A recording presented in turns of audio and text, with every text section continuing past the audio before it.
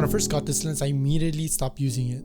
I didn't want to deal with manual focusing or just coming back from a shoot and just having them mostly out of focus. It was only when I got into bird photography when I started to appreciate how good this lens can be and really just learning how to use it.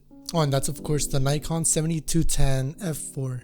What I love about this lens is that it's primarily made out of metal. You have confidence to use it on shoots more and just take it anywhere because it's was $26, so it's not like you can't just replace it. So after adapting it to my A6700, I did play with the peaking display settings. Depending on your preference, you might want to have it on high, mid, or low setting. I personally like the mid setting, so I'm going to put it on that.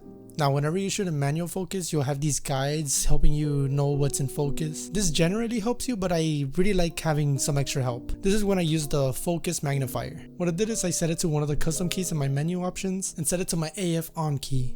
This is what helped me get my bird photos from kind of in focus to finally actually in focus.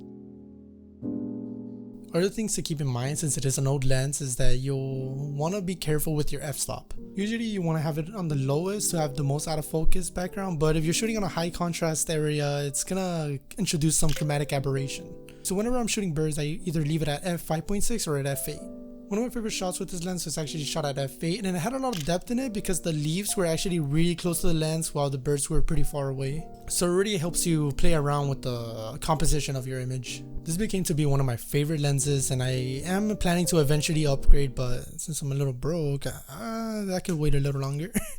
But yeah, hopefully I can afford a 200 to 600 or a 100 to 400 or even a 70, just a modern 70 to 200 would be nice. Even the f4 macro that Sony has seems pretty nice. This lens actually has a macro mode, but I don't really use it since I'm usually shooting mostly at 210. Let me know what lenses you guys are using and what vintage lenses I should try next.